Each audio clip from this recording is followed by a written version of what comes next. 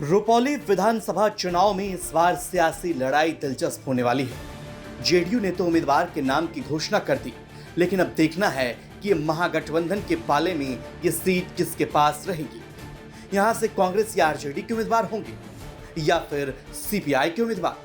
Purnia Lok Sabha seat से पप्पू यादव निर्दलीय सांसद बन चुके हैं। वो कांग्रेस के साथ हैं और इस सीट से कांग्रेस प्रत्याशी उतारने की बात कह चुके हैं। इस पर आरजेडी ने प्रतिक्रिया दी है कि इस पर फैसला हाईकमान लेगा, लेकिन सवाल उठ रहा है कि क्या विमा भारती यहां से महागठबंधन की उम्मीदवार होंगी या किसी और को उम्मीदवार बनाया जाएगा। और अगर बीमा भारती उम्मीदवार होती हैं तो पप्पू यादव का इस पर क्या रुख होता है। पूर्णिया जिले के रुपौली विधानसभा सीट पर होने जा रहे उपचुनाव के लिए जेडीयू ने कलाधर मंडल को रुपौली उपचुनाव के लिए प्रत्याशी बनाया। रुपौली विधानसभा सीट बीमा भारती के इस्तीफे के बाद से खाली हुई है। 2020 की तुलना में रुपौली विधानसभा सीट पर इस बार उपचुनाव में मुकाबला दिलचस्प होने के आसार हैं, क्योंकि वहां से विधायक बीमा भारती ने विधानसभा की सदस्यता से इस्तीफा जैसे ही दिया, कई लोग अपनी दावेदारी महागठबंधन से यहां पेश कर रहे हैं। चर्चा यह भी कि बीमा भारती के पति अवधेश मंडल भी निर्दलीय चुनाव लड़ेंगे।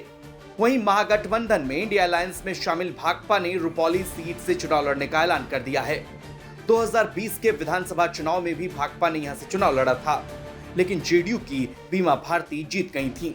बीमा भारती जेडीयू छोड़कर आरजेडी में शामिल होती हैं और लोकसभा का चुनाव लड़ती हैं। आपको बता दें कि पूर्णिया से पहले जेडीयू के सांसद हुआ करते थे, लेकिन अब पप्पू यादव यहां से सांसद हैं।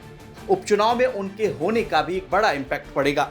हाल ही में संपन्न लोकसभा चुनाव में तेजस्वी यादव और पप्पू यादव के बीच बढ़ी दूरियां किसी से छुपी नहीं है। ऐसे में इसका असर उपचुनाव पर कितना पड़ेगा, ये देखना अब बेहद दिलचस्प होगा। ब्यूरो रिपोर्ट, बिहार तक।